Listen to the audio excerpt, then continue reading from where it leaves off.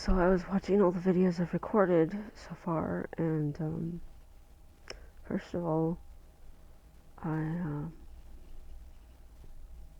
cried. If I do go on testosterone, supposedly I will cry less, which would be very much a relief because I've spent most of my life not crying very much unless I was like alone and felt like allowed to or whatever. But I've been breaking down a lot lately, and it's really annoying and frustrating. So I'm kind of sick of it. Um, Still been exercising. It's been like 2 weeks since I recorded any video on this, mostly because I've been taking care of real life stuff and everyone's health, and my life's not consistent. What I can do in a day is not consistent. And I have been trying to exercise. Still, I'm only doing this right now because everybody else is laying down, so hopefully no one wakes up or no one calls or no one whatever, because that happens a lot. It is what it is. I look around a lot. I'm very visual, and when I'm thinking, I look at things. I'm not sure why I do that, but I notice that watching myself. I look around a lot. Um, Maybe it's just so I won't look at myself. Um, 'cause I've spent most of my life not doing that either, so, um, I don't know. It's weird the things you notice about yourself. Let's say this is coming in a little thicker now than it was. It was like a little, like, fuzz, and it's still just a little fuzz, but it's definitely getting thicker. And it's weird because being like hairy and having PCOS and shit like that has actually been like a source of pain for a lot of my life. And I was telling my therapist, I recognize how horrible PCOS can be for so many people, and I realize how horrible PCOS has been for me before. But in this one single situation, in this one single circumstance, um, I don't need to go on testosterone to grow facial hair. And making myself a little goatee here. Um, Again, it's not a complete beard or whatever, and it's still growing, but whatever. Um, Honestly, um, it's only been going for like 3 weeks. When I said 2 weeks in the last one, I don't know why I said that because it hadn't been 2 weeks. But anyway, um, now it's 3 weeks, which means it has been 4 weeks since the first video I recorded, which shows you how often I record when I actually can get enough quiet to record or whatever and attempt it.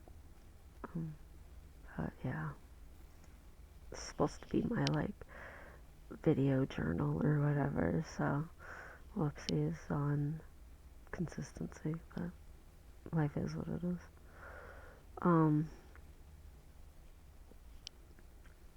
Supposedly I am getting more toned from the exercising, but I've gained weight, so supposedly it's muscle, which I'm fine with. I would love to go back to being more muscly. I used to be more muscular when I was younger, and I would love that. Just flat out, even besides being someone who's trying to get a more masculine shape, I would like that anyway. I appreciate how scary it is for my spouse, um, for me to be like male-ish, and how much cuter it is for her if I'm curvier and rounder and everything, but at the same time, I really don't like it for me. Um, It doesn't fit me, and it's been very difficult for the people who do know about what I'm considering, transitioning. It's been very difficult for them, and especially, my relationships has been very difficult. Accepting. I mean, you're in a relationship with a lesbian, 1 year, and then the next year it's a guy. It's like, you know, I can see how that'd be difficult. I mean, I understand why never a single relationship I was ever in worked out. I mean, seriously, I don't hold it against a bunch of lesbians for not being attracted to someone who wasn't actually a lesbian, which has been very difficult for me. I've gotten a lot of help and fulfillment and security out of being part of the lesbian community. I've gotten like camaraderie, and there's this, how two people who like the same sports team, when they see each other in the street wearing the same like hat, one's wearing a hat and one's wearing like a bag that has a logo on it or whatever, and they're like, hey, lesbians are like that. They're like, oh, hey, it's part of the team. Now I'm not part of any team because I'm like in the middle of a whole bunch of teams, and I haven't actually like put my feet into any of them. It's like the hokey pokey, but I haven't put my feet in. I'm just like this weird androgynous blob in the middle of forming into something.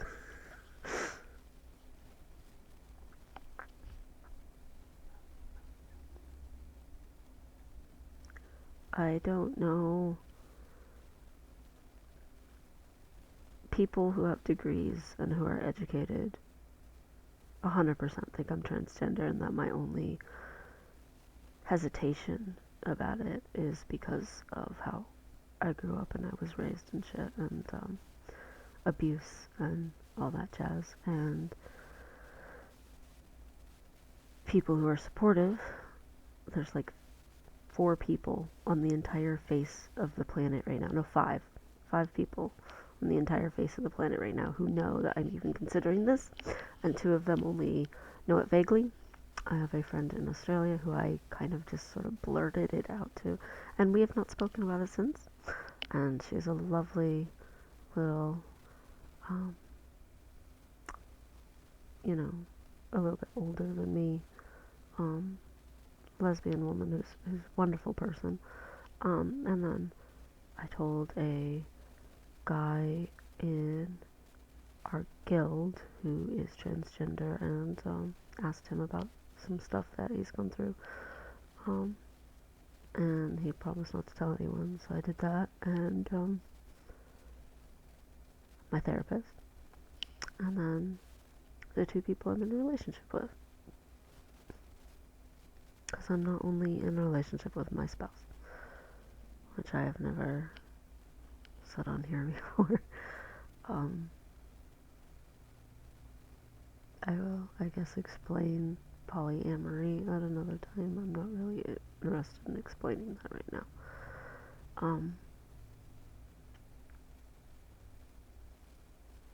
I'm either like a fascinating person, or else I'm just like a strange person, and I'm not sure which. Maybe some of both. I don't know.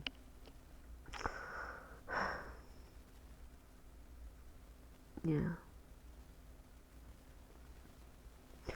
I talked to my mom not about transitioning, but I was just talking to her, and somehow she she ended up apologizing for being ignorant, and she ended up telling me not to wait as long as her to stop being a caretaker.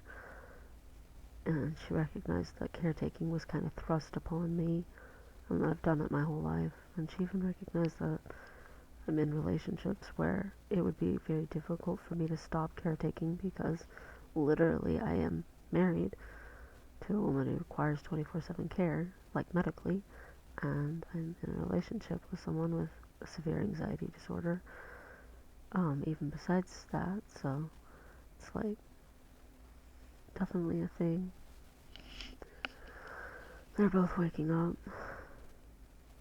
so I should stop doing this. Probably shouldn't have started in the first place.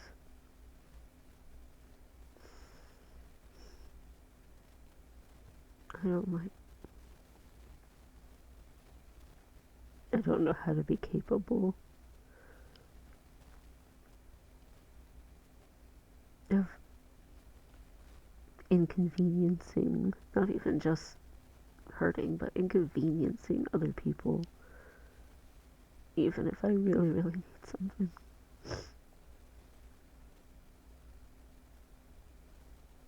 It meant a lot to me what my mom said. My parents didn't come to my wedding. No one came to my wedding, basically. I had one sister who brought her husband and a niece. And then everyone else who was there was for my spouse. I had one brother and his wife that kind of wanted to come, but they didn't live in the same state, and she was in her third trimester of being pregnant. So, and she knew when the wedding was, and he knew when the wedding was, but they still somehow ended up pregnant right when the wedding was. But whatever, I got a cute nephew out of it. But yeah, that's it. Out of every single friend, every single person I've ever worked with, every single person I invited, every single family member, that was it. One sister and her husband and a niece. Out of probably over 1,000 people who knew about it. And is what it is with that. But my mom didn't go because my dad didn't want to go. My dad didn't want to go. He said it wasn't because he thinks I'm going to hell or anything like that, even though he is somewhat religious. He said it's because, he didn't want to make my grandmother upset. And my grandmother is the matriarch of the family. She's very conservative. She's very old-fashioned. So I do understand that. Like, I think she feels uncomfortable even just talking to me sometimes because she's not sure what to think about me. So, I mean, it's difficult for her having two gay grandchildren. None of the great grandchildren have come out as gay yet, or the great great. She's old enough and had children young enough that starting to be great great. But yeah, she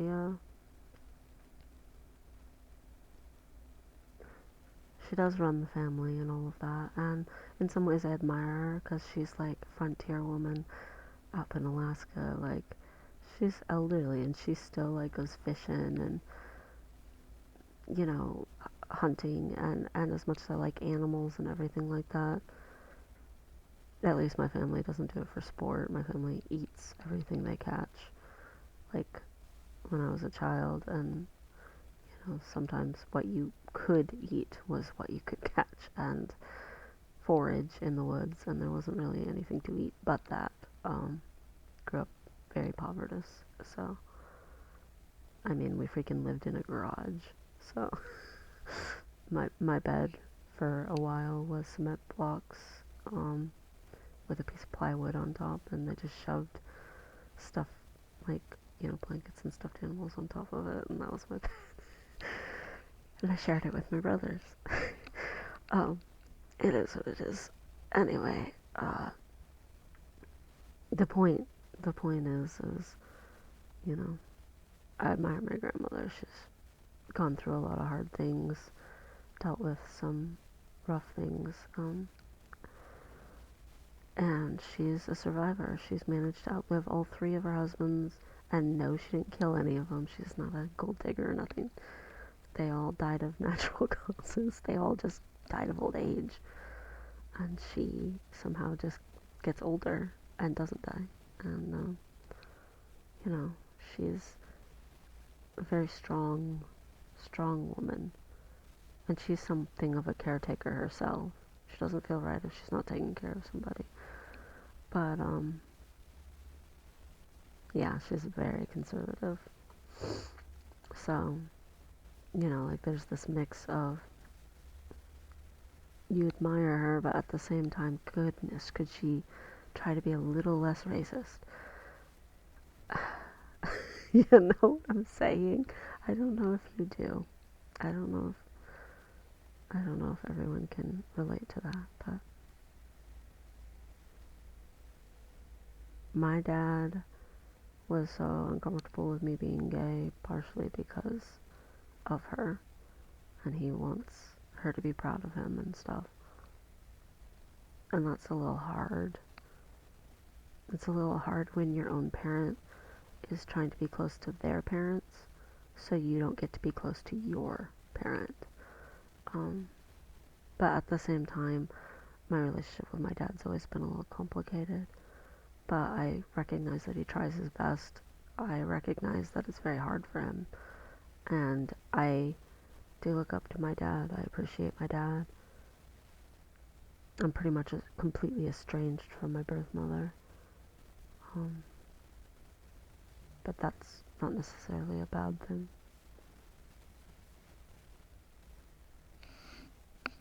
I don't know, the girls rolled back over, so I'm still talking.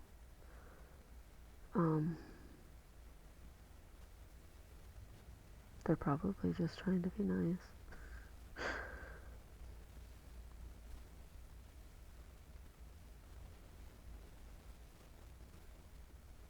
They've been trying really hard to be nice and supportive and everything, which I appreciate.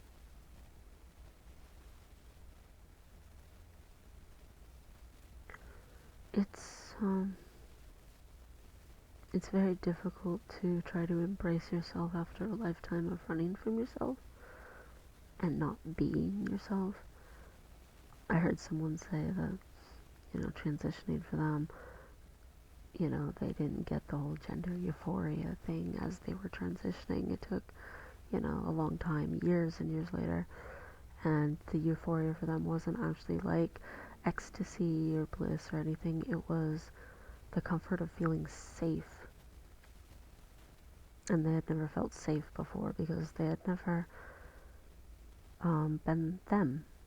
And when you don't have somewhere to go when you're in danger and that somewhere is you never feel safe. And I feel some sense of, like, that resonated with me. Like, I can relate to that. I've never felt safe in my entire life.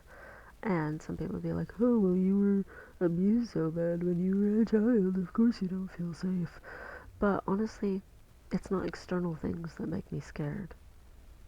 I get very calm in crisis situations, which is a telltale of abuse or whatever. It's very typical.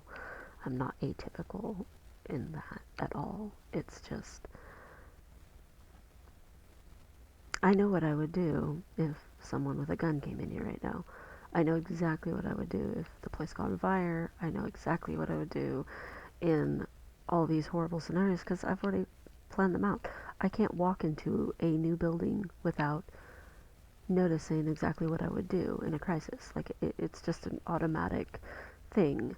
I can't be around a new person without noticing every single little nuance about their behavior and their body language. And it's called, like, hypervigilance. Like, I'm always aware. But I'm not aware because I'm actually, like, terrified. I'm aware because this is something that could be detrimental that needs to be handled. And I have people to protect. And I'm a wall. I'm a shield. I'm a living shield. I take that seriously or whatever. Like, I'm not actually scared at all of dying, which makes it really weird that I'm so good at surviving death. But even besides that, like, I don't know. I've looked forward to dying a lot in my life, so it doesn't scare me. Pain doesn't scare me. I mean, good grief. Unless something's burning me, half the time I can't even feel pain because I'm so dissociated from my freaking body, so I can't even feel anything in it. Um, because my body has never made me comfortable, so I just avoid my body. How do you avoid your body when you're in it? I have somehow figured out a way. I don't know, maybe like, I don't know. Anyway, the point is what scares me is everything that's in me. I can't even fully comprehend how that guy could say that, because I can't even imagine that kind of relief. Like, yeah, that would be euphoria. And maybe it wouldn't be like jumping up and down euphoria, but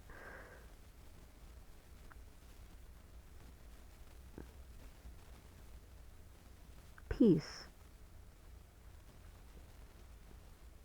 Actually be peaceful and content.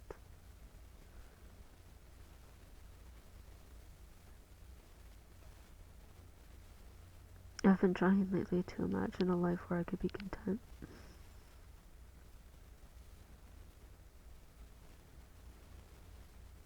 Because that's what happy means to me. It doesn't mean nothing ever goes wrong. It doesn't mean you're never unhappy.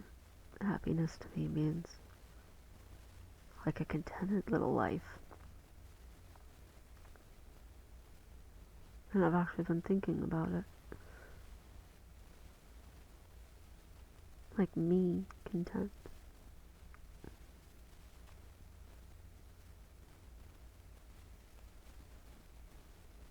Anyway. I'm gonna stop crying for now. So sick of this. Stupid tears. My beard soggy. And again, I'm so sorry to all of the kids who are desperate to get on HRT and they can't do this. Or even the poor guys who have been on HRT for a freaking year and they still can't get this. I'm so sorry that I can get it naturally just by existing. Believe it or not, it's not satisfying because nothing else goes with it. If it helps at all.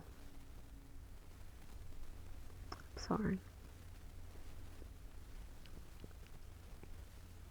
I understand what it's like to be unceasingly jealous of other people.